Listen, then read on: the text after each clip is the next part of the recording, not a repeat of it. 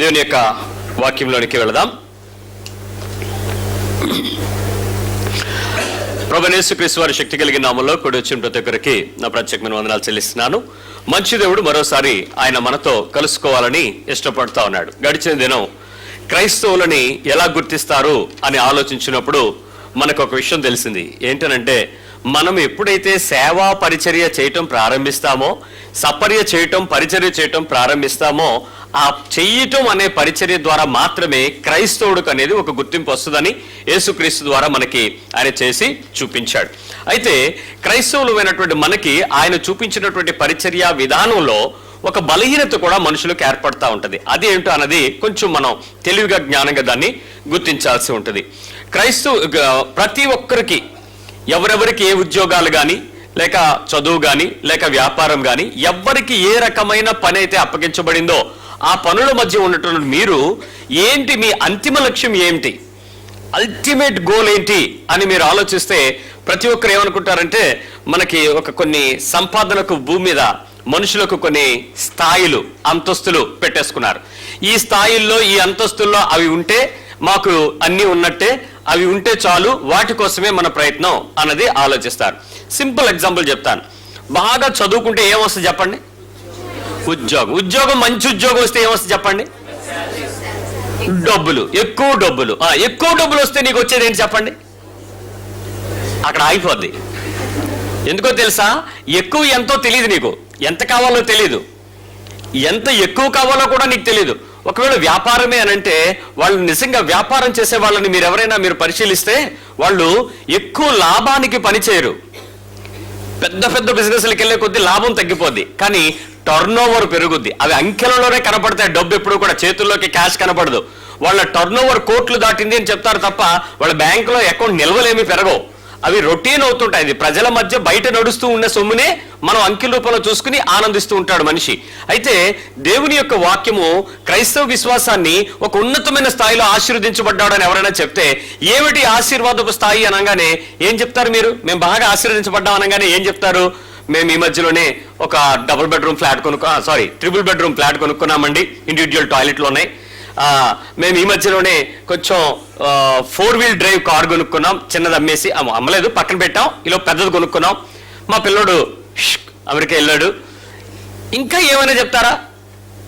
మీలో ఆ ఆశీర్వాదపు నిలువ, లేక ఆశీర్వాదము యొక్క విలువను తెలుసుకోవడానికి మీరు ఏమైనా చేశారు అని అడిగితే, నేను చూస్తూ ఉంటాను, ఒక 1000 మంది సమాజంలో, సంఘంలో ఉన్నటువంటి వారిలో ఎంతమంది పిల్లలు దేవుని పని కొరకు, మా పిల్లలు దేవుని పని కొరకు సిద్ధపరచబడుకుంటున్నారు, మంచి ఉద్యోగం చేసుకుంటూ కూడా ఈ మధ్యకాలంలో మా అబ్బాయి దేవుని సేవకు వచ్చేద్దామని మాతో మాట్లాడుతున్నాడు అని చెప్పే పేరెంట్స్ ఎంతమంది ఉంటారండి?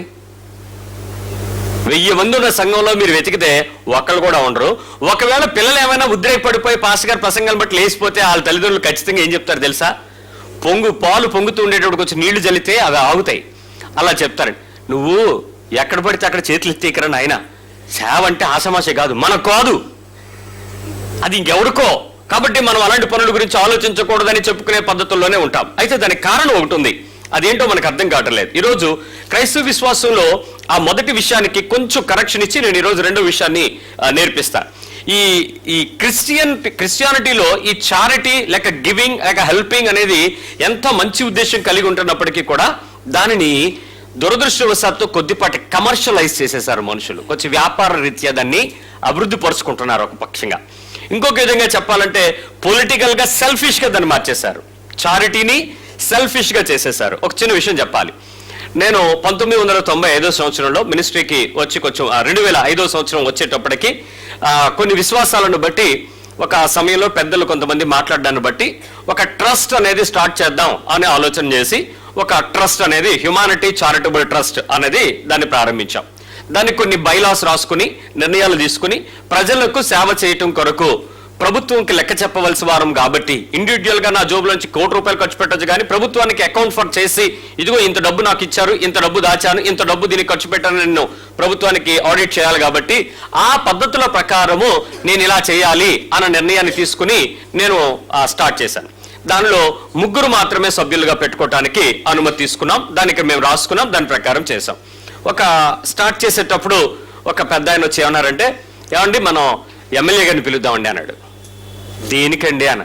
ఇలాంటి కార్యక్రమాలు చేసేటప్పుడు పొలిటికల్గా ఆ ఇన్ఫ్లుయెన్స్ ఉన్న వాళ్ళు, మన చుట్టుపక్కల నాయకులని పిలువబడుతున్న వారిని ఖచ్చితంగా మనం కూర్చోబెట్టాలండి, వాళ్ళ పార్టిసిపేషన్ కూడా దీనిలో పెట్టాలండి అన్నాడు. అయితే వద్దండి అన్నాను. మన కార్యక్రమమైనా పోస్ట్పోన్ చేద్దాం, లేదు వాళ్ళు లేకుండానే చేద్దాం, అంతేగాని వాళ్ళతో ఈ పని అని అంటే నేను చేయదలుచుకోలేదండి, మానేద్దామండి అన్న. ఆయన అలా కాదు బ్రదరు, మీరు మన ట్రస్ట్ పెట్టాం కాబట్టి ఖచ్చితంగా చేయాలండి అన్నాడు. ఇది పొలిటికలైజ్ చేస్తే దీని విషయంలో మనం నష్టపోతాం, కుదరదు అని. ఆ తర్వాత ఒక వారం రోజులు పోస్ట్పోన్ చేసిన తర్వాత మళ్ళీ ఇంకొక ఆయన అన్నారు, పొలిటికల్ పోతే పోయారు కానీ కొంచెం పబ్లిక్ ఫిగర్స్ని ఎవరైనా మనం దానిలో పెడితే బాగుంటుంది, కాబట్టి మంచి పొజిషన్లో ఉన్నటువంటి ఐఏఎస్ ఆఫీసర్స్ కానీ ఆర్డీఓస్ కానీ వాళ్ళని పిలుద్దామండి అని. ఏమండి, పబ్లిక్ ఫిగర్నే వద్దు అనుకునేటప్పుడు మళ్ళీ పొలిటికల్ ఫిగరు లేకపోతే ప్రైవేట్ ఫిగరు, ఈ ఎంప్లాయీస్ ఇవన్నీ ఎందుకండి? మనం ఏం చేయాలనుకున్నాం నిస్వార్థంగా చేద్దాం, దాని గురించి అసలు ఎవరి గురించి పట్టించుకోకండి, మనం చేద్దాం. ఇలా అయితే మీరు ట్రస్ట్ నడపలేరు అన్నాడు. నేను ట్రస్ట్ పెట్టుకున్నది ప్రభుత్వానికి నేను లెక్క చెప్పడానికి, అంతేగాని మనుషులందరినీ దానిలో భాగస్వామ్యం చేసి పబ్లిసిటీ చేయడానికి కాదు. చాలా మంది పబ్లిసిటీ సెక్టార్కే ప్రతి విధమైన చారిటబుల్ ఆర్గనైజేషన్స్ లో పరిచయం చేస్తున్నారు, తప్పు. మరొక విషయం ఏంటంటే, నువ్వు క్రైస్తవుడిగా తెలుసుకోవాల్సిన ప్రతి విశ్వాసము కూడా ఎవరితోనూ సహవాసం లేకపోయినా నీ ప్రభుతో నీ హృదయంలో నుంచి సహాయం చేయడానికి నీ మనసును ఎప్పుడు కూడా ప్రేరేపణకు సిద్ధపరచుకుని ఉండాలి. ఒక మాట ఆలోచించండి, ఈరోజు నేను గొప్పవాడినా, నాకు ఇవ్వబడ్డ తలాంతు గొప్పదా, తలాంతు ఇచ్చినవాడు గొప్పవాడా? మా శ్రద్ధగా చెప్పండి, కంగారు పడి చెప్పేకండి. నేను ఆపరేట్ చేస్తున్న నేను గొప్పవాడినా, నాకు ఇవ్వబడిన సామర్థ్యము, తెలివి, జ్ఞానము, వివేచన, ఆలోచన, తలాంతు నాది గొప్పదా, లేక టాలెంట్ గొప్పదా, టాలెంట్ ఇచ్చినవాడు గొప్పవాడా? రైట్, మీకు అందరికీ తెలుసు ఇచ్చిన వాడే గ్రేటు, మనం మధ్యలో ఉన్నవి ఏమీ లేవని చెప్పి. సరే, ఇప్పుడు మనకి ఇచ్చినవన్నీ కూడా ఇప్పుడు సామాజికమైన పరిస్థితుల మధ్య అభివృద్ధి ప్రణాళికలు ఇవన్నీ వేసేటప్పుడు ఇచ్చినవాడు గొప్పవాడవుతాడా, చేస్తున్నవాడు గొప్పవాడవుతాడా? ఎవరు గొప్పవాడవుతున్నాడు? తప్పు ఎక్కడ జరుగుతుంది? నువ్వు ఎక్కడ ఖండించగలవా దాన్ని? మీరు చేయడం బోర్డు దేవుడిస్తేనే అయిందా అని చెప్పగలవా ఎవరికైనా? ఏ కార్యక్రమాలు చేసేవాడికి కూడా మనం చెప్పలేం. అవసరాన్ని బట్టి దేవుని మహింపరుస్తాం, వ్యక్తిని మహింపరచుకోవడానికి ప్రయత్నం చేస్తున్నాం. ఇక్కడ గమనించాల్సింది స్పష్టంగా ఏంటంటే, దేవునికి మహిమ నువ్వు తీసుకుని వచ్చే రకాల పద్ధతుల ద్వారా తీసుకురాలేవు.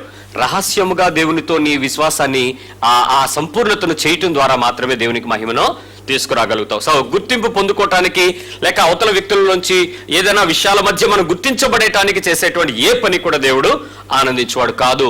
ఆ విషయాల్లో మనం సరి చేసుకోవాలి. రైట్, ఈ విషయం పూర్తిగా స్వంత లాభం కానీ, స్వంత పేరు కానీ, స్వంత గుర్తింపు కానీ లేకుండా ఇతరులకు ఎప్పుడైతే నువ్వు ఏ పనైనా చేయడానికి ప్రయత్నం చేస్తావో తప్పక ఆ గుర్తింపు దేవుని సన్నిధిలో గ్రంథంలో రాయబడుతుంది. దాని ఫలం నువ్వు అనుభవిస్తావు, నువ్వు క్రైస్తవుడు, ఇతరులు చూపించబడతావు. Right, I will come to the second point today's topic.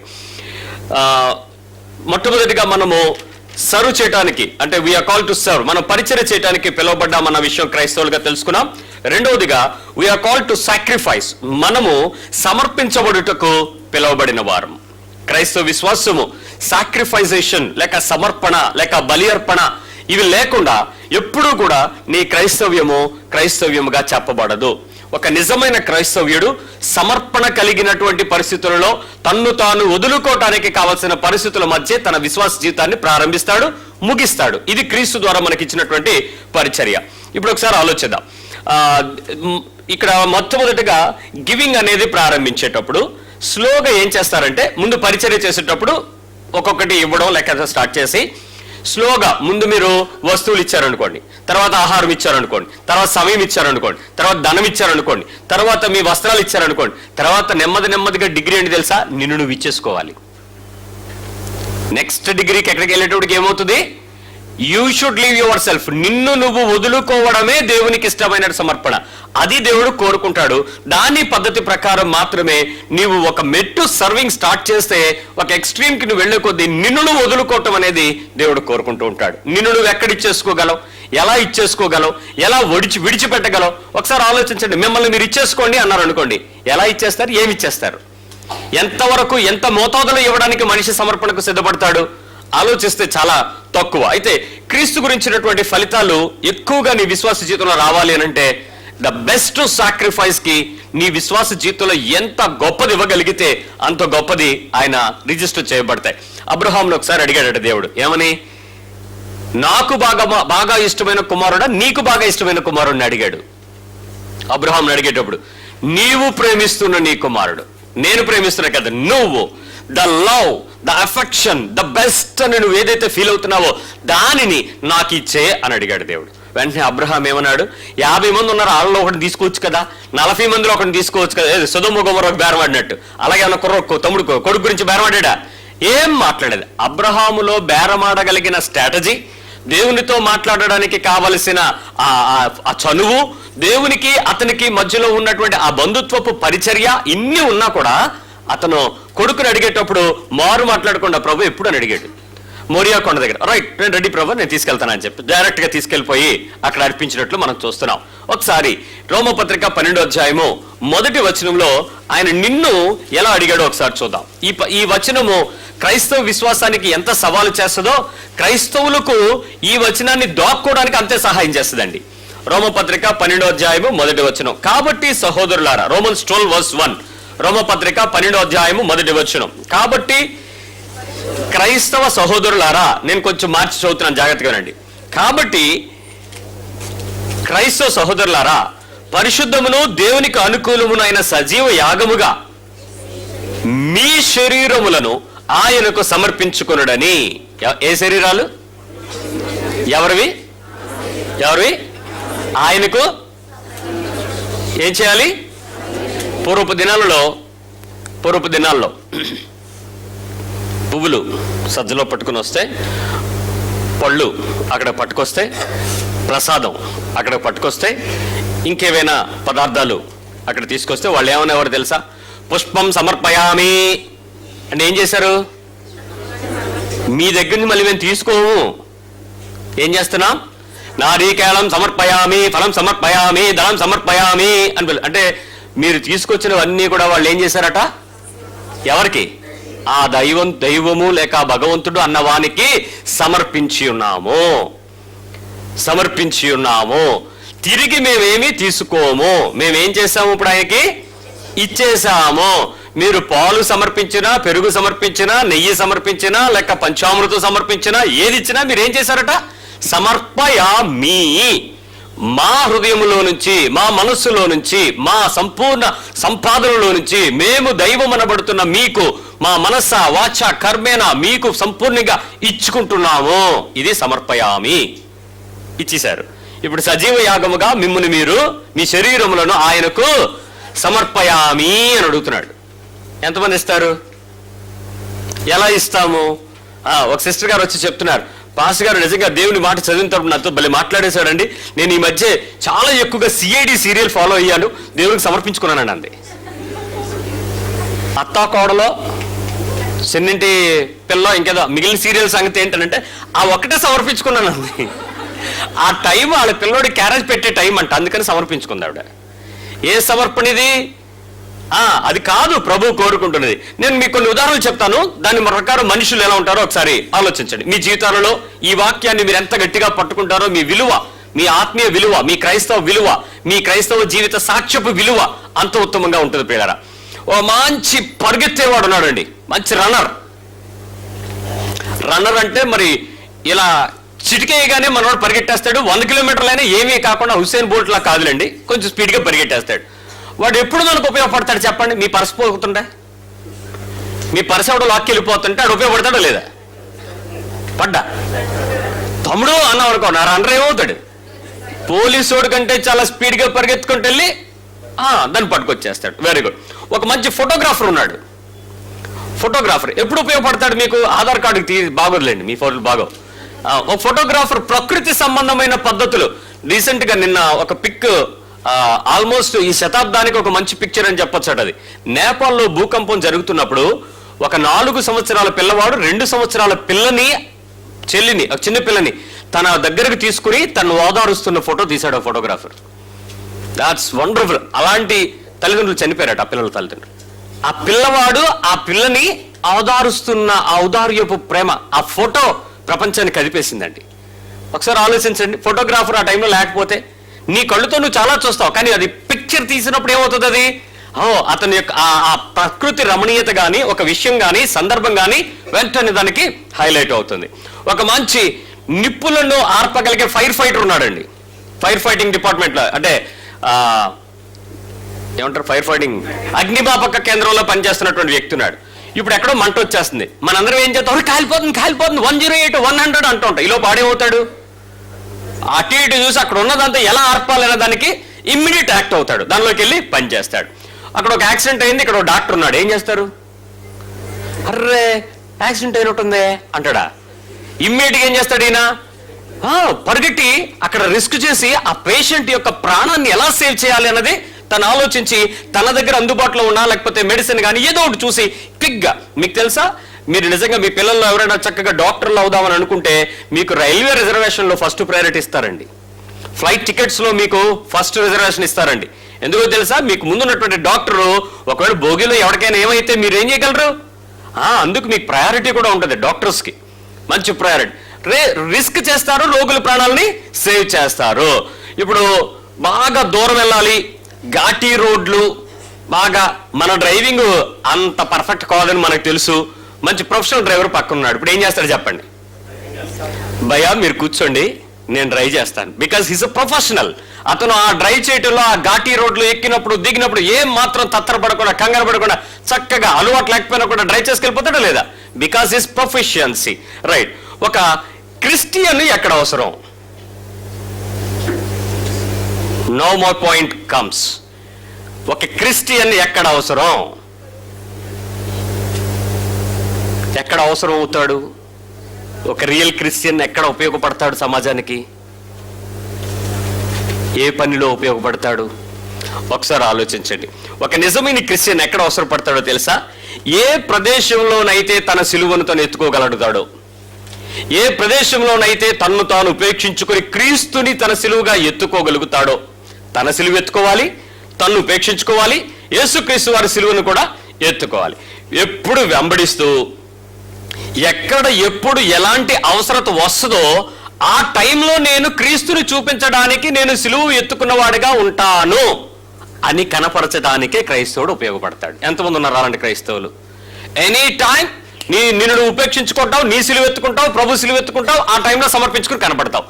ఆ సమయం ఎప్పుడు, సందర్భం ఎప్పుడు, ఎక్కడ జరుగుద్ది, ఎలా జరుగుద్ది, ఆల్వేస్ వెయిటింగ్, అంతే ఎదురు చూస్తూ ఉంటాడు క్రైస్తవుడు. ఇక్కడ పాస్టరా, విశ్వాస, ఎవాంజలిస్టా, ఏ డిగ్రీలు లేవు, నువ్వు క్రైస్తవుడుగా కాదా, క్రీస్తుని నమ్మేవా లేదా, అది ఒకటే కారణం. దాని మధ్యలో నువ్వు ఎంతవరకు పరిగెడతావు ఒకసారి ఆలోచించుకోండి. అలాంటివి తనకు తానుగా దేవుని కొరకు సమర్పించుకున్నవాడు మాత్రమే క్రైస్తవ్యుడు. మీకు ఈ మధ్య మీరు ఫేస్బుక్స్లో చూసినట్లయితే వాటిలో ఒక విషయం, నగ్న సత్యం చాలా మంది చెప్తూ ఉన్నారు. ఏమిటో తెలుసా,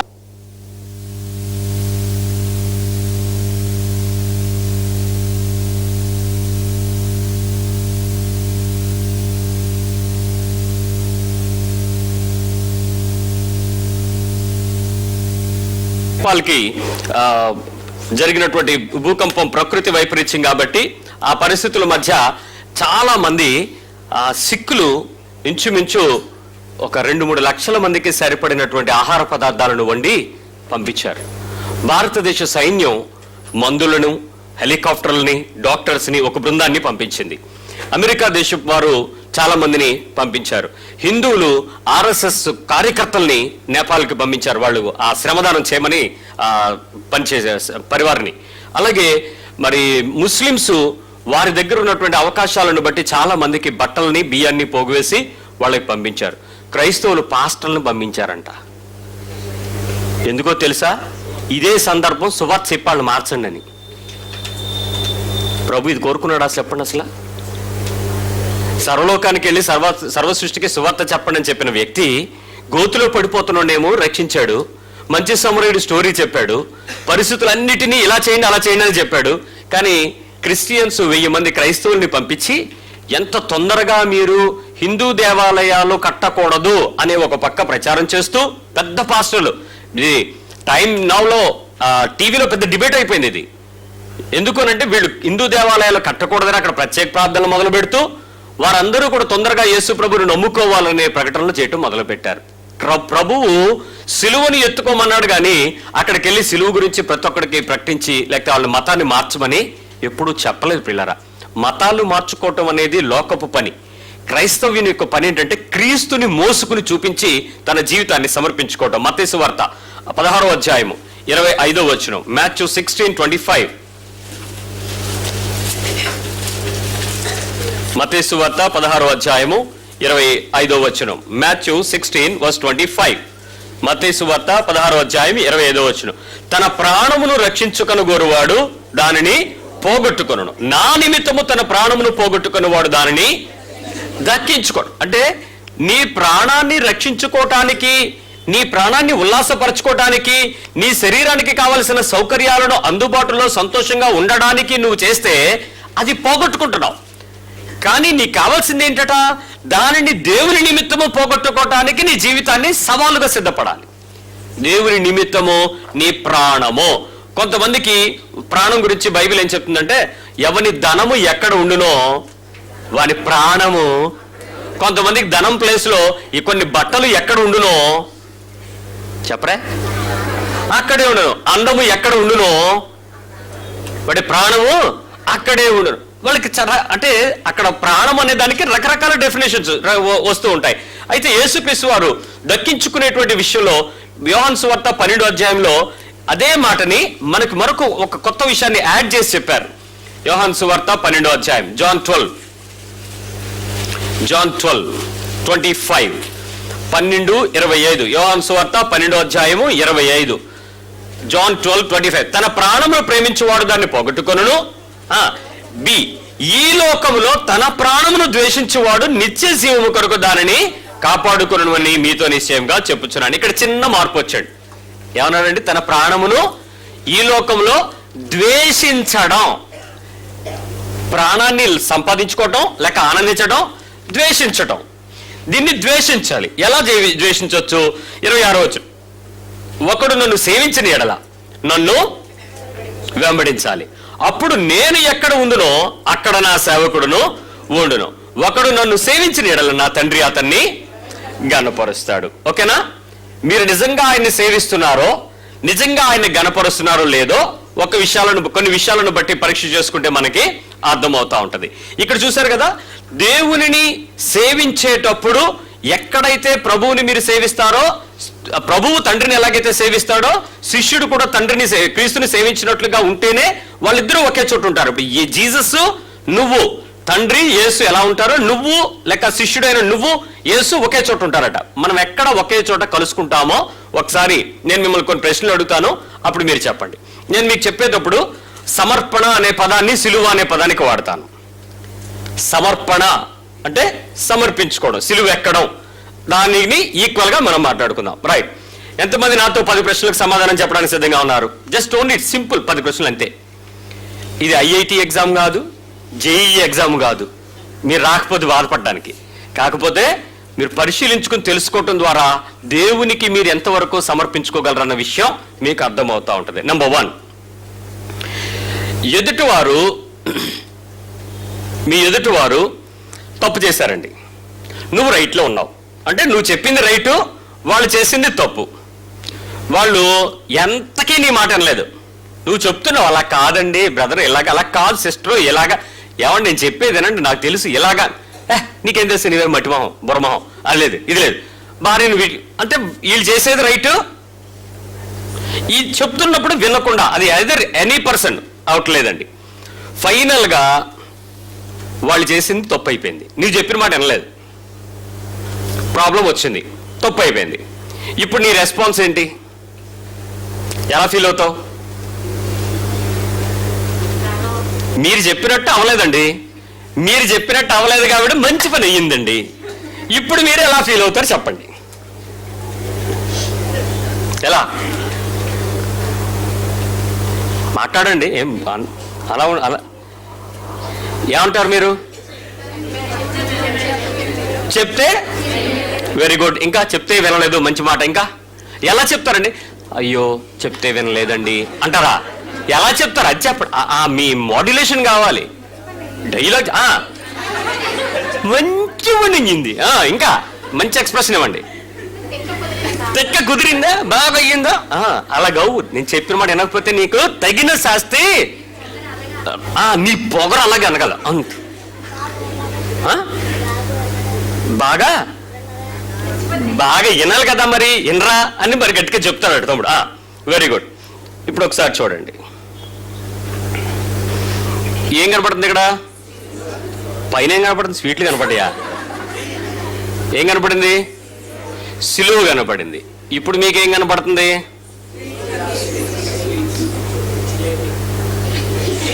ఇక్కడ స్వీట్స్ ఉన్నాయి. సిలువ కావాలా, స్వీట్స్ కావాలా? జాగ్రత్తగా వినండి, జాగ్రత్తగా వినండి. ఇక్కడ షుగర్ ఉందా లేదా నేను అడగలే. నీకు సిలువ కావాలా, స్వీట్ కావాలా? సిలువ అంటే ఏం చేయాలి చెప్పండి. ఇప్పుడు ఏం చేయాలి? నువ్వు చెప్పిన మాట వినలేదు, వాళ్ళకి నష్టం జరిగింది, అది నీకు తెలిసింది, వాళ్ళు వచ్చి బాధపడుతున్నారు, అయ్యో అన్నారు. అప్పుడు నువ్వు ఇక్కడ ఎక్కుతావా, ఇది తింటావా? ఇది తింటే నీకేంటి చెప్పండి? స్వీట్ కమ్మగా, సుఖంగా, ఆనందంగా ఉంటుంది, అంటే నువ్వు ఆనందించడం. ఎక్కడికి ఎక్కితే ఏమవుతుంది? అబ్బా తండ్రి, లామా లామా సబక్తాని, అది వేదన. ఇది కావాలా, ఇది కావాలా? Come on, give your answer. నీ సమస్య నీకు అర్థమవుతుంది. నువ్వు చెప్పిన మాట నెగ్గలేదు, అవమానం జరిగింది, అవతల వాడు నష్టపోయాడు, నీకు తెలిసింది. ఇప్పుడు వాళ్ళు వచ్చి ఒప్పుకున్నారు. నిజంగా సిలువ ఎక్కడానికి ఎంతమంది రెడీ అవుతారు? There God is expecting. నీ సమర్పణ అంటే నిన్ను నువ్వు వదులుకోవాల్సింది అక్కడే. ఒక్క పాయింట్ దొరికితే వారం రోజులు ఆడిసుకోము, కుమ్మేము, ఎవరినైనా వదిలిపెడతామా?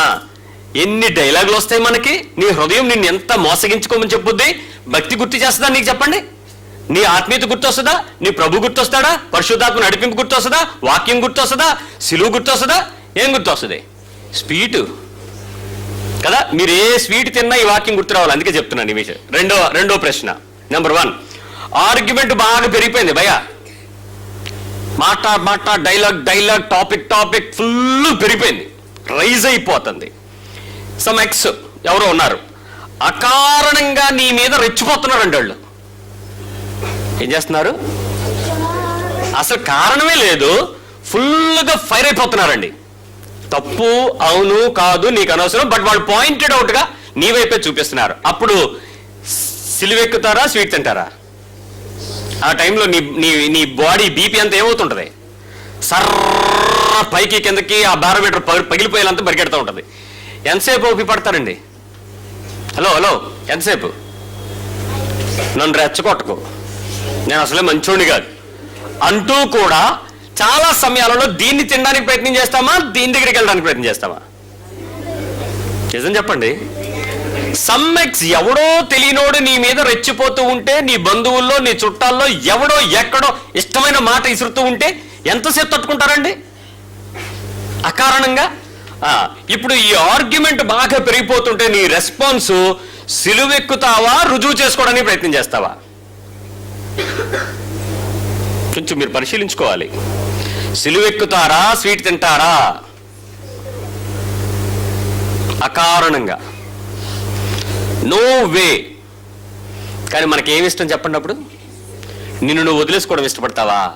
గోధుమ గింజ భూమిలో పడి చచ్చిపోవాలి కాబట్టి ఈ టైంలో మనం నోరు మూసుకుని ఉండడం బెటరు. పోన్లే ఆడి కాసేపు అరిసి నోరు నొప్పి ఊరుకుంటాడులే, వదులుతామండి? వదలలేం. భాషలు మాట్లాడతాం. ఆ టైంలోనే భాషలు వస్తాయి మనుషులకి, ఒత్తప్పుడు రావు. ఎందుకు? నువ్వు సిలువెక్కాల్సిన వ్యక్తివి, నువ్వు తృప్తిపరచుకోవడానికి ప్రయత్నం చేస్తున్నావు. సిలువెక్కాలి. మూడో విషయం చెప్తాను. చెప్పినా వినట్లేదు. జాగ్రత్తగా వినండి.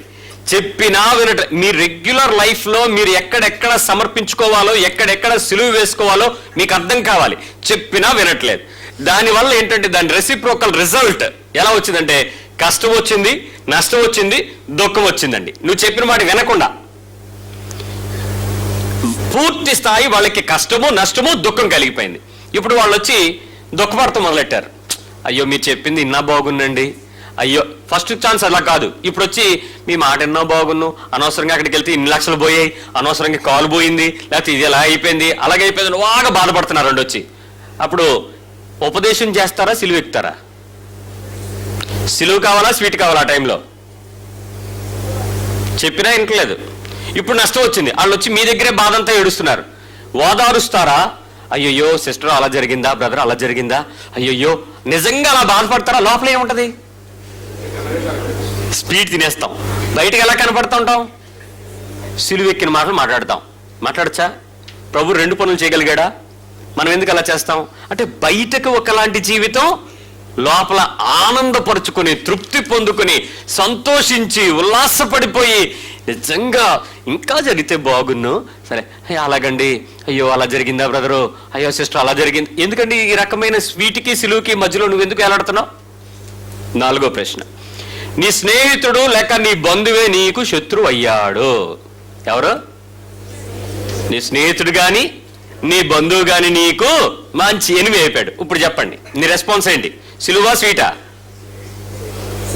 హలో, ఆ బంధువు నీకు శత్రువు అయ్యాడు కాబట్టి నీ జీవితంలో తిరిగి రెస్టోర్ చేసుకోవడానికి ఆ సంబంధాన్ని బంధుత్వాన్ని కలుపుకోవడానికి ప్రయత్నం చేస్తావా?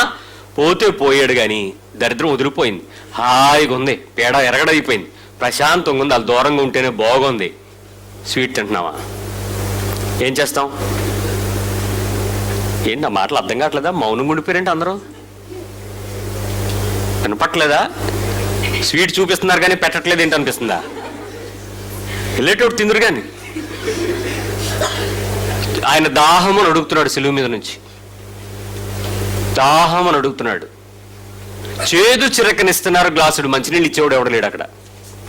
ఈరోజు ఆ సిలువను నీకు తెలిసి కూడా, నశించిన వాడికి వెర్రితనం కానీ నీకు ఇది శుభవార్తని తెలిసి కూడా సిలువను ఎక్కి నిన్ను నువ్వు సమర్పించుకోవటానికి, నిన్ను నువ్వు వదులుకోవడానికి ప్రయత్నం చేయాల్సిన నీ శరీరాన్ని ప్రేమించి ప్రేరేపించి స్వీట్ తిని లేక సంతోషించి ఉల్లాసపడి ఆనందించడానికి నువ్వు చేసే క్రియలు అసహ్యంగా లేవు నీ జీవితంలో. బయటకేమో క్రైస్తవుడి గురించి మాట్లాడతాం, క్రైస్తవత్వాన్ని గురించి మాట్లాడతాం, తెగ నరుక్కోవడానికి ఒక్క అంగుళం కానీ ఒక చిన్న విషయం కానీ విడిచిపెట్టుకోవడానికి ఇష్టపడం. ఎలా సాధ్యమవుతుంది? నీ జీవితంలో సమర్పణ లేని క్రైస్తవ్యాన్ని ప్రభు ఎలా అంగీకరించగలను అనుకున్నారు? ఆయన చేసిన పనిని మనకు మాదిరిగా ఉంచాడు కాబట్టి ఆ పనిలో నువ్వు సిలువెక్కుతావో మరి దూరం అయిపోతావో చెక్ చేసుకో. 5వ విషయం చెప్తాను, 5వ ప్రశ్న. 4కి 4 మార్కులు వేసుకోండి. 5వ ప్రశ్న, నీ సహనానికి నీ ఓపికకి అందరూ కలిసిపోయి పరీక్ష పెట్టారండి. ఆఖరికి నీ భార్య లేక నీ భర్త వాళ్ళు కూడా కలిసిపోయారు. అందరూ కలిసిపోయి నీకున్న ఆ పీక్కి తీసుకెళ్ళిపోయారండి. ఇప్పుడు చెప్పండి నీ రెస్పాన్స్ ఏంటి? సిలువ ఎక్కుతావా, స్వీట్ తింటావా? సహనం కోల్పోతే స్వీట్ తినడం, సహిస్తే సిలువ ఎక్కడం. ఏం కావాలి? పీక్కి. ఇక నిన్ను రెచ్చగొట్టి అందరూ ఏకమైపోయి నీ సహనానికి నీ ఓపికకు నిన్ను అవమానం చేసేటువంటి ఒక పరీక్ష పెట్టేస్తే ఏం తీసుకుంటావు? ఆ టైంలో ఎలా ఉంటుంది నీకు? ఎలా ఉంటుంది? అవసరమైతే రేపు సారీ చెప్పచ్చు కానీ ఇప్పుడు తిట్టేము. ఆ టైంలో నోరు ఇష్టం వచ్చిన పదాలు బయటకు రావు. ఏమంటే భార్యాభర్తలు ఒకసారి సందర్భం వచ్చింది అనుకోండి, చుట్టుపక్కల ఎవరో లేరు, ఆ టైంలో ఉన్నా చూడరు అనుకోండి, ఎవరో లేరు అనుకోండి, ఇప్పుడు మీ ఇద్దరు తిట్టుకోవాల్సి వచ్చినప్పుడు ముఖముఖాలు చూసుకోండి, ఇక్కడ ఎవరైనా ఉంటే ఎలాంటి మాటలు మాట్లాడతారు? ప్రేమగా. ఎందుకండి అలా తిడతారు? అయ్యో బంగారం, మనం తిట్టుకోవడం ఏంటి బంగారం? ఇలా ఉంటుందా? ఏమండి ఇలా అలా స్వీట్ ఉంటుందా? ఎక్కడ ఎక్కుతావో తెలుసా? నిన్ను కన్న నీ తల్లి దగ్గర నుంచి డిగ్రీ తీసుకొస్తావు. మొదటి రోజు నుంచి ఇప్పటి వరకు ఎక్కడ ఉంటుందో ఈ మెమరీ చిప్ తెలియదండి. సర్ర ప్రోగ్రామింగ్ అయిపోతూ ఉంటుంది, జారిపోతూ ఉంటాయి. ఒకే కప్పు కింద, ఒకే ఫ్యాన్ కింద, ఒక తలకాయ అటు, ఒక తలకాయ ఇటు. స్వీట్ తింటున్నావు కదా, నీకు కావాల్సింది నువ్వు చేస్తున్నావు కదా, ప్రభు కొరకు నువ్వు సిలువ ఎక్కడానికి ఇష్టపడలేకపోతున్నావు కదా. ఒకసారి ఆలోచించు. Question number 6. ఒక సిల్లీ రీజన్ కోసం, ఒక చిన్న రీజన్ కోసం, మగపిల్లలు జాగ్రత్తగానండి, ఒక చిన్న కారణం కోసం, స్త్రీలు మీకు very silly reason, it's not a major reason, it's a small issue, నిన్ను నీ మీద నింద వేసి కానీ, నిన్ను చూసి అసూయపడి కానీ, అసలు నేను లక్ష్య పెట్టకుండా కానీ, నీ వాళ్ళు ఎవరైనా కూడా నిర్దయగా కానీ నిన్ను ప్రవర్తిస్తే, ఒక సిల్లీ రీజన్కి నిన్ను సపరేట్ చేస్తే అని చెప్పడానికి ఇన్ని కారణాలు చెప్పాను. నిన్ను అవాయిడ్ చేస్తే, నిన్ను పాజ్ చేస్తే, నువ్వు సిలువెక్కి హాయిగా దేవుని కొరకు శ్రమను అనుభవించడానికి ప్రయత్నం చేస్తావా, స్వీట్ తినడానికి ప్రయత్నం చేస్తావా? What is your response for a silly reason? నిన్ను అవాయిడ్ చేస్తే నువ్వు ఎలా ఫీల్ అవుతావు? ఒప్పుకుంటారా? ఆనందిస్తారా? పోనే సర్లేండి అని వదిలేస్తారా? పట్టించుకోకుండా మానేస్తారా? గుర్తుపెట్టుకుంటారు, గుర్తుపెట్టుకోరు. గుర్తు పెట్టుకున్నామంటే స్వీట్ తిన్నట్టు, అన్నీ క్షమించారంటే పైకి ఎక్కినట్టు. ఏది కావాలి? ఇష్టం లేదే, చాలా కష్టంగా ఉంది. నంబర్ 7, కోల్పోయినవి. జాగ్రత్తగా వింటున్నారు కదా? లైక్ జోబ్ నీకు 3 times వచ్చినాయండి. మళ్ళీ నువ్వు పోగొట్టుకోవని నీ దగ్గరికి 3 రెట్లు వచ్చేసినాయి, లేక 2 రెట్లు దాటి వచ్చేసినాయి. Double portion of the blessings వచ్చేసాయి కదా యోబ్కి, ఫుల్గా వచ్చాయండి. ఇప్పుడు నీ ఫీలింగ్స్ 3 విషయాలు చెప్తాను, 3 నీ ఆప్షన్ ఏంటో చెప్పు. అన్నీ నీ దగ్గరికి వచ్చేసాయి. ఒకప్పుడు నీ దగ్గర ఏమి ఉండేదో దానికి 2 3 నీ దగ్గరికి వచ్చి పడ్డాయి. ఇప్పుడు చెప్పు. నెంబర్ 1, ఒకసారి పోయేటప్పుడు ఎలాగైతే పోయినాయో అలా ఇచ్చేసుకోవడానికి నేను రెడీ అవుతాను. ఎందుకంటే ఇచ్చేస్తే నాకేమొస్తాయి, మళ్ళీ ఇప్పుడు వచ్చినాయి కాబట్టి మళ్ళీ నాకు వస్తాయని నన్ను నేను కోల్పోవడానికి ఇష్టపడతాను. నెంబర్ 1. నెంబర్ 2, చాలా జాగ్రత్తగా పెట్టుబడికి పెట్టుకుంటాను. చాలా జాగ్రత్త వస్తుంది, ఎందుకంటే బుద్ధి వచ్చింది కదా ఒకసారి, అందుకు దెబ్బలాడు పడతారు, జాగ్రత్త. నెంబర్ 3, దేవునిలో గర్వం ఉంది, దేవుడు నాకు ఇచ్చాడు అనే గర్వం ఉంది. ఈ 3 నువ్వు ఎక్కడుంటావు? నెంబర్ 1, కోల్పోవడానికి నాకు ఇష్టమే, సిలువెక్కుతాను. నెంబర్ 2, నేను జాగ్రత్త పడతాను, సిలువెక్కుతాను. నెంబర్ 3, దేవునిలో గర్వానికి బదులు దీనత్వానికి నేను నిలబడతాను, సిలువెక్కుతాను. మిగిలిన ఆపోజిట్స్ ఇక్కడ ఉన్నాయి. ఏది కావాలి? డబుల్ ట్రిపుల్ నీ దగ్గరికి వస్తే నువ్వు ఎలా ఫీల్ అవుతావు చెప్పు. దేవునిలో గర్వం ఉండదా నీకు? ఉండదా? దేవుడు నాకు ఇచ్చాడురా, ఏం లేదండి. ఇక్కడ యోబు ప్రార్థన చేయగా తన 3 స్నేహితులకి తిరిగి వాళ్ళకి కావాల్సినవన్నీ దేవుడు ఇచ్చాడా లేదా? వాళ్ళకి కావాల్సిన విషయాలన్నీ వచ్చినాయా లేదా? అలాగా దేవుడు ఎక్కడైనా నిన్ను పెట్టి నీ స్నేహితుల కొరకు నువ్వు ప్రార్థన చేస్తేనే నేను వాళ్ళు దీవిస్తాను అన్నాడు అనుకోండి. నువ్వు ప్రార్థన చేసావు, వాడు విన్నాడు, ఆడికి దీవెన వచ్చింది. ఇప్పుడు ఆడొచ్చి అంటున్నాడు, అన్నయ్య ఫ్రెండ్ నీదే వల్లే బ్రదరు నాకు ఇదంతా వచ్చింది అన్నాడు. అప్పుడు నువ్వు ఎలా ఫీల్ అవుతావు? పోన్లేరా దేవుడు ఇచ్చాడు అంటావా? మరి ఏటనుకున్నావు? నన్ను జాగ్రత్త చూసుకుంటావా? నాతో జాగ్రత్తగా ఉండు ఇప్పటికైనా. ఏమంటావు? ఎక్కడెక్కుతావా, ఇది తింటావా? నెంబర్ 8, అందము, డబ్బులు, ఉద్యోగం, అధికారం, వాహనాలు, పలుకుబడి అన్నీ ఉన్నాయండి. సంఘంలో మంచి పరిచర్య కూడా ఉందండి, మంచి పరిచర్య కూడా ఉంది. ఇప్పుడు ఇవన్నీ ఉన్నప్పుడు నువ్వు ఇక్కడ ఉంటావా, ఇక్కడ ఉంటావా? సిలువ మీద ఉంటావా, స్వీట్స్తో ఉంటావా? అన్నీ ఉన్నాయి. You have everything including the part taking of the ministry. ఇప్పుడు నువ్వు సిలువలో దీనుడుగా కనపడతావా, స్వీట్స్ తిని ఆనందంగా, గర్వంగా, సంతోషంగా, గొప్పగా కనపడతావా? ఏం చేయాలనుకుంటున్నావు? ఎలా ఉంటుంది? అన్నీ ఉంటే. హలో, వినపడుతుందా? అన్నీ ఉన్నాయి, నీకేమీ తక్కువ కాదు. ఏం చేస్తారు? సిలువా స్వీట్సా? మార్కులు వేసుకుంటున్నారా? నెంబర్ 9, ఇక్కడ 2 ఆపోజిట్స్ చెప్తాను చూడండి. భర్త భార్య, పిల్లలు తల్లిదండ్రులు, అన్నయ్య తమ్ముడు, అక్క చెల్లి. ఇలాంటి బంధుత్వంలో అసమానమైనటువంటిది, అనురాగమైనది అంతా కలిసి అన్యోన్యంగా ఉండాలి. That's what family relationship. దేవుడు ఏర్పాటు చేసినంత కూడా పర్ఫెక్ట్గా ఉండాలి, మంచి రిలేషన్షిప్. ఇప్పుడు నీకు యేసు క్రీస్తు తెలిసాడు, ఎక్కడుంటావా వాటితో ఎక్కడ ఉంటావా? బైబిల్ ఏం చెప్తుందో తెలుసా? నా నిమిత్తము అన్నదమ్ములైనను, అక్కచెల్లెళ్ళైనను, తండ్రి అయినను, పిల్లలైనను, ఇళ్ళైనను, భూములైనను నాకంటే ఎక్కువగా ప్రేమించేవాడు నాకు పాత్రుడు కాడు. ఇప్పుడు ఒక్కసారి అలా ఉంచుతాం. ఇవన్నీ నీకు చక్కటి రిలేషన్షిప్ బాగా మెయింటైన్ అవుతున్న సమయంలో నీవు సిలువ వైపు చూస్తావా, స్వీట్స్ వైపు చూస్తావా? యేసు ప్రభు కొరకు నిన్ను నువ్వు ఉపేక్షించుకోగలవా? నీ సిలువ ఎత్తుకోగలవా? ఆ సిలువను మోయటానికి సిద్ధపడగలవా? లేదు వీటితో అడ్జస్ట్ అయిపోతావా? ఏం ఆలోచిస్తావు చెక్ చేసుకో. నెంబర్ 10, 10వ ప్రశ్న. ఎన్ని మేలులు చేసినా చేయించుకుంటూ, అంటే నీ పనిని తీసుకుంటూ నిన్ను గుర్తించకుండా, సరే కదా, ఎవడో XYZ ఏదో ఒక చిన్న పని చేశాడు అనుకోండి, ఆడిని బాగా పొగుడుతున్నారు అనుకోండి, అప్పుడు నువ్వు ఎలా ఫీల్ అవుతావు? నువ్వు రోజు పని చేస్తావు, ఏం లేదు. ఫర్ ఎగ్జాంపుల్, ఉదయాన్నే లేచి ఇల్లు తుడిచి వంటకి కూరగాయలు తెచ్చుకుని మంచి కూరగాయలు మీ ఆయన గారికి నచ్చినట్లుగా చక్కగా ప్రయత్నం చేస్తూ అన్ని వంటలు చక్కగా చేసి, ఒకడికి ఒక వెరైటీ సరిపోదు, 3 వెరైటీలు, పచ్చడి రుబ్బుకుని గ్రైండర్ పని చేయకపోతే ఇన్ని తిప్పలు పడి అంతా చేసి చక్కటి బట్టలు ఉతికి టేబుల్ సర్ది పిల్లల్ని పంపి అన్ని చేసి నీ పెట్టిన రోజు ఏ రోజు కూడా నీకు బాగా చేసావే అని భర్త అనకపోగా పక్కింటి ఆవిడ ఇంత పచ్చడి ఇచ్చినప్పుడు బలి ఉందే అన్నాడు అనుకో, పక్కింటి ఊరగాయ పచ్చడి బలి చేసింది ఆవిడ అంటే నీకు ఎలా ఉంటుంది? ఇక్కడ సిస్టరో, ఇక్కడ నీ పరిచయం గుర్తించబడలేదని ఇక్కడ ఎక్కుతావా? ఎలా ఉంటుంది?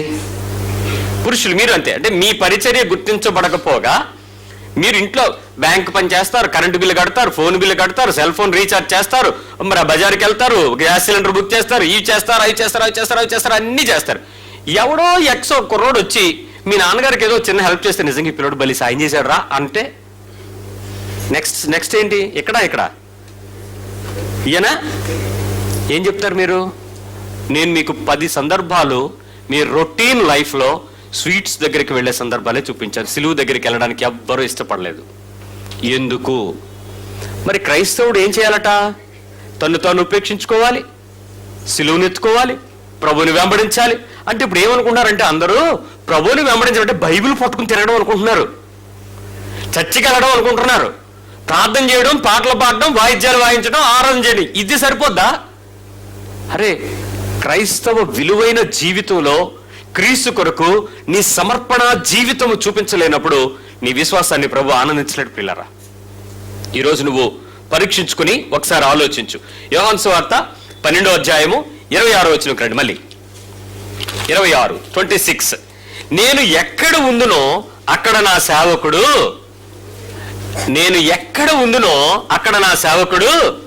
ఉండును. చదివారా?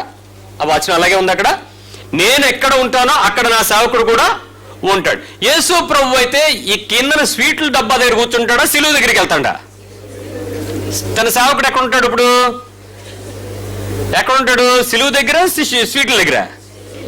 ఆలోచించుకోండి. నువ్వు క్రైస్తవ శిష్యుడివేనా? క్రీస్తుకి మాదిరి కలిగిన జీవితం చూపించడానికి ఇష్టపడుతున్న వాడువేనా? లేక క్రీస్తుని ఉపయోగించుకోవడానికి సంఘానికి వచ్చావా? క్రీస్తుని వాడుకోవడానికి వచ్చావా? ఏం చేశాడే మీ దేవుడు అని ప్రశ్నలు అడుగుతుంటే ఆ ప్రశ్నలకు సమాధానాలు చెప్పడానికి నువ్వు యేసు క్రీస్తు గురించి ప్రయత్నం చేస్తున్నావేమో. అక్కర్లేదు. ఆయన ఈరోజు చాలా మంది ఉన్నారు. ఒకసారి ఆలోచించుకో. ఆయన అంటున్నాడు, ఈరోజు నీ జీవితంలో ప్రార్థనా సహకారం గాని, ఆపదలో చేసే ఉపకారం గాని, గుర్తించబడడంలో దాక్కోవడం గాని, సహించడంలో ఓపిక గాని శిష్యుడు ఇక్కడ ఉంటాడు. నువ్వెక్కడున్నావు ఒకసారి ఆలోచించుకో. పీటర్ ఏం చేశాడో ఒకసారి చెప్తాను మీకు. ఈ సందర్భం వచ్చినప్పుడు పేతురు ఎలా స్పందించాడో మీకు అర్థం అవ్వాలి. ఒకసారి ఆయన జీవితంలో ఉన్నటువంటి ఆ రియల్ సాక్రిఫైస్ ని మనం గుర్తించలేకపోతే మోసం చేసుకుంటాం మనం కూడా. ఎందుకంటే పీటర్ సబ్జెక్ట్ నుంచి మనం మాట్లాడుకుంటున్నాం. నేను మనుషులు పుట్టే జాలరులుగా చేస్తాను రా అన్నాడు. వెంటనే ఏం చేశాడు? వాళ్ళను విడిచిపెట్టి, దట్ ఈస్ ఫస్ట్ సాక్రిఫైస్. కుటుంబాన్ని, తల్లిదండ్రులను విడిచిపెట్టి సెకండ్ సాక్రిఫైస్. అక్కడున్న బిజినెస్ ని విడిచిపెట్టి సాక్రిఫైస్. తనకు తాను వదులుకున్నాడు, కుటుంబాన్ని వదులుకున్నాడు, బిజినెస్ మనీని వదులుకున్నాడు. ఈ 3 వదులుకోగలిగితే you are fit to carry his cross. ఈ 3 వదలడానికి రెడీ అవ్వగలరా? చాలా మంది వదులుకుని వచ్చి ఇదిగో లేదు ఈ వ్యాపారం చేసుకుందాం, ఈ పని చేస్తూ దేవుని పని చేద్దాం, ఈ పనిలో ఉంటూ దేవునికి ఖర్చు పెడదాం, ఇలా ఉంటూ దేవుని కొరకు. ప్రభు ఈరోజు కోరుకుంటున్నాడు, నువ్వు సంపాదించి ఇచ్చే వాటన్నిటికన్నీ నువ్వు ఆయనకు దగ్గరగా ఉండాలని ప్రభు కోరుకుంటున్నాడు.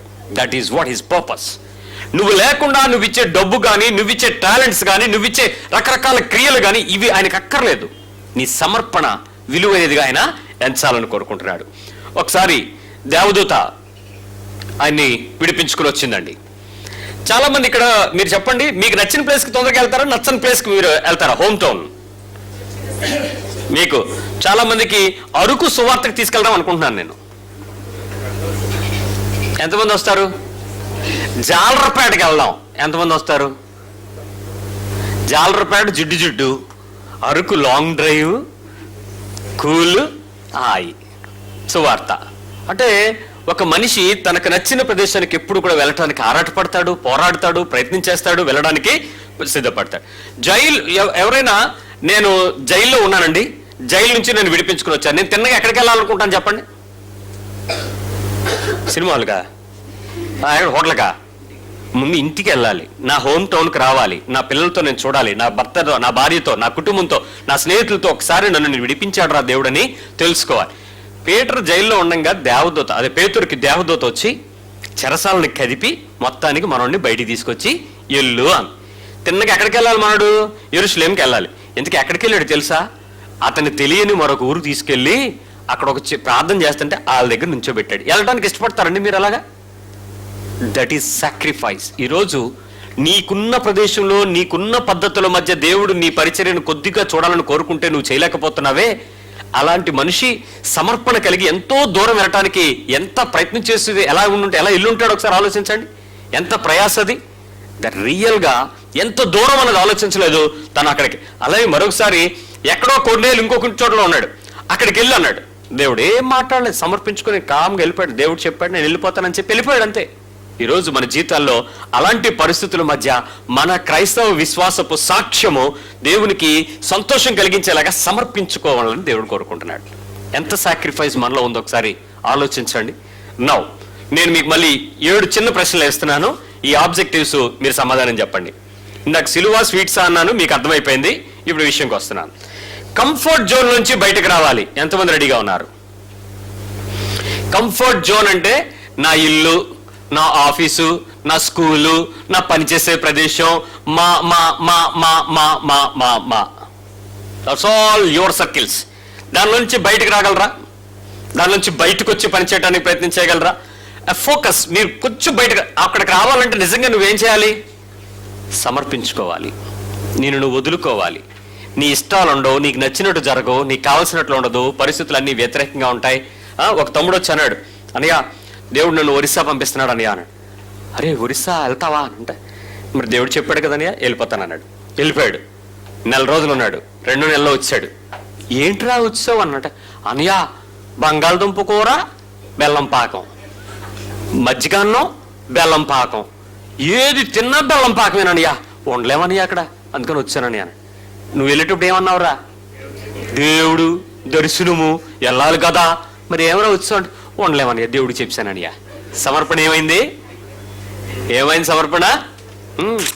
పరిచర్యల్లో చాలా మంది సమర్పించడానికి ప్రయత్నం చేసేటప్పుడు వాళ్ళ సెల్ఫ్ జోన్, ప్రొటెక్టెడ్ జోన్లోనే ఉంటారు తప్ప దాని నుంచి బయటకు రావడానికి ప్రయత్నించారు. You should కమ్అట్ from your comfort zone. Number 2, నీ మీద ఆధారపడనివ్వకుండా నీవు ఇతరులకు దారి చూపించగలవా?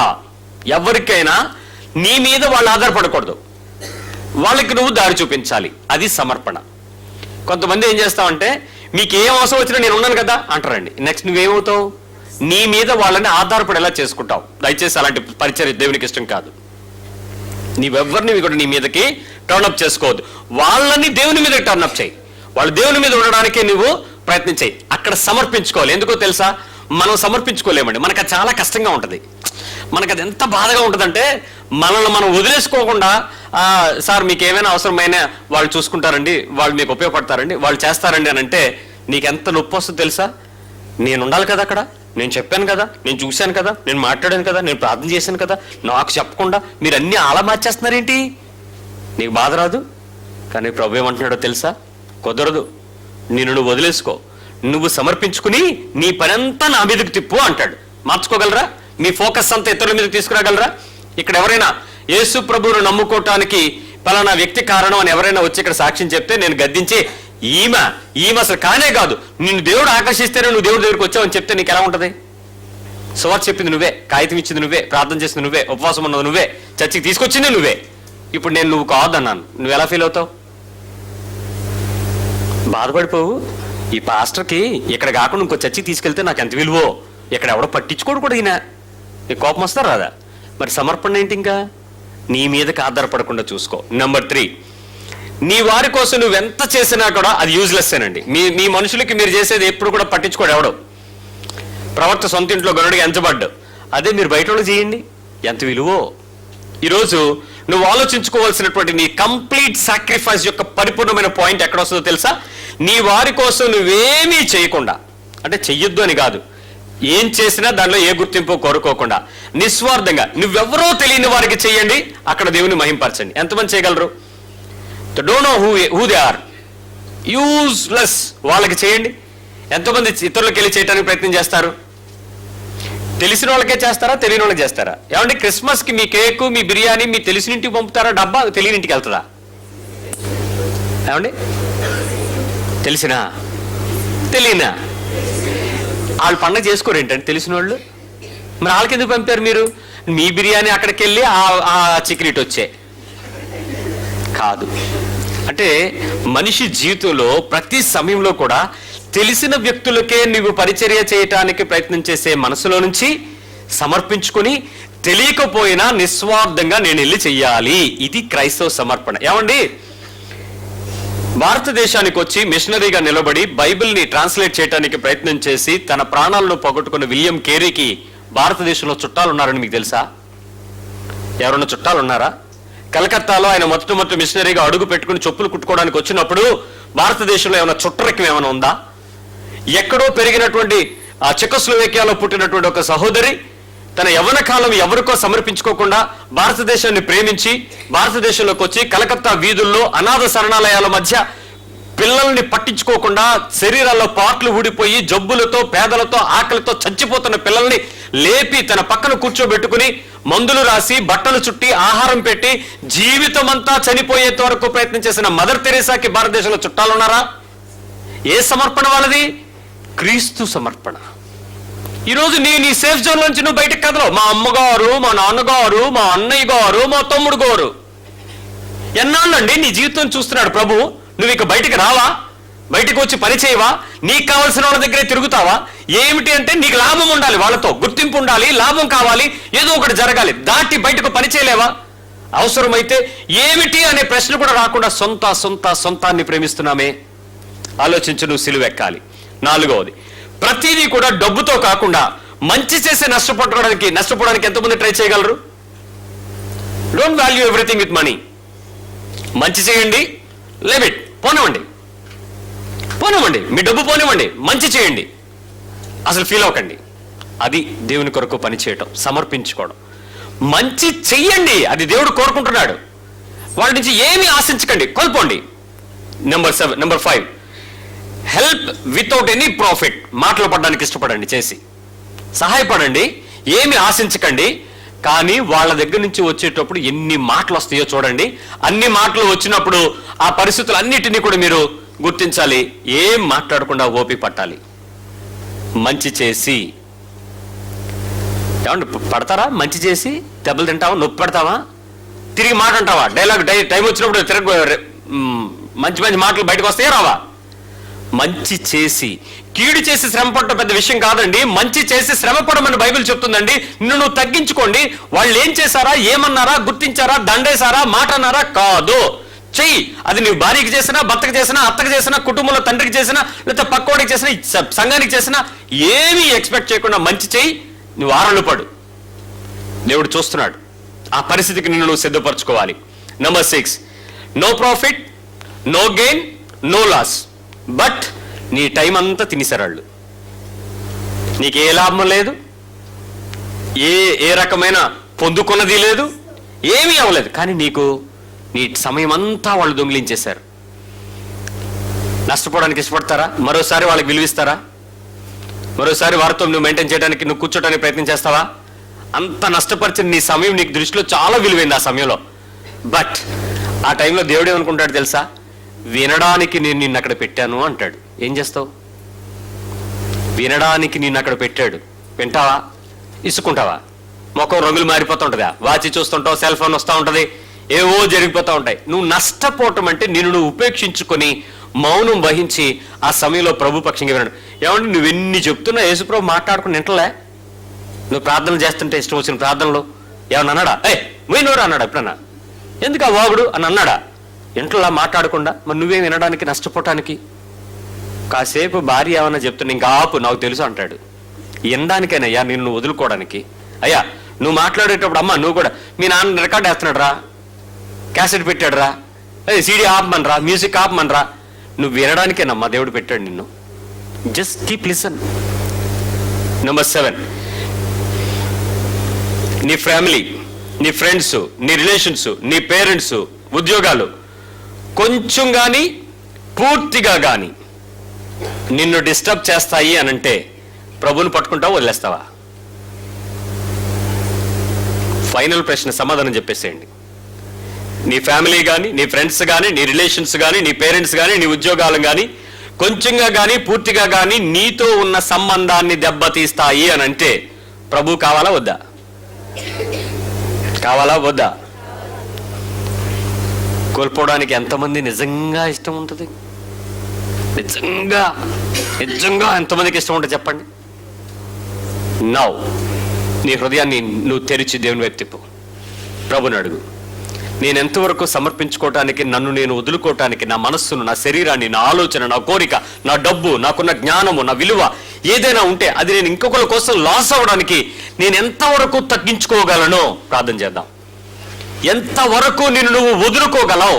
ఎంతవరకు నిన్ను నువ్వు నష్టపరుచుకోగలవు? ఒక మాట పడడానికి ఇష్టపడతావు, ఒక మాట అనడానికి కష్టపడతావు. ఒక అనుభవాన్ని ఇతరులతో పంచుకొని సిగ్గుపడడానికి నువ్వు ఇష్టపడవు, సిగ్గుపరచుపడడానికి ఇష్టపడతావు. నష్టపోవడానికి ఇష్టపడతావు, నష్టపరచడానికి ఇష్టపడవు. ఆలోచించు.